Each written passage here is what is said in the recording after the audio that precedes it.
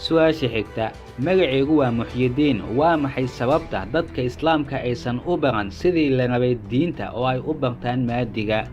Dunida maanta aynu ku noolnahay systemka ay u dhisan tahay ayaa ah in qofka haddii maadiga uu xoog u saaro in meel ama darajo uu ka soo muuqanayo. Qofka saaxiibul diinka ah dunida maanta si aad ah loogama qadariyo. Waxaa la rumaysan yahay in nolosha waxba uusan ku soo kordhin. Xitaa dadka qaarkood waxa ay la culoobaan qofka arrimaha diinta ka hadla. Tani ayaana ugu wacan in waalidiinta ilmahooda ay ka dhaadhiciyaan ama ay u diraan iskuulada barashada Qur'aanka kadib. Qofkana waxbarashada Qur'aanka kadib maadi iyo waxyaabo kale uu ku mashquulo. Arrinta kale ee sabab u noqon kartana waa in dadka diinta iyo maadigaba loo kala saaray.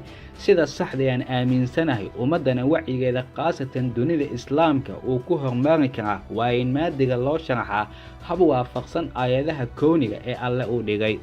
Waxaase nasiib darro ah in maanta maadiga oo dhan uu ku dhisan yahay fikirka materialism-ka. Wixii maatan aanan ahayn ama saddexda cabir ee universe-ka ka baxsan, materialism-ku waxa uu u yaqaanaa dogmatic wax khuraafo oo asal aanan lahayn, xitaa diinba ha ahaatee. Haddii qofku uu dhaho dhibicda roobka ee daruuraha inta aysan dhulka ku soo dhicin ka hor waxaa xisaabi ama soo daaya malaga u xil saarnay Israafiil, waxaa hubaal ah in arday ama dad badan ay ku qosli doonaan.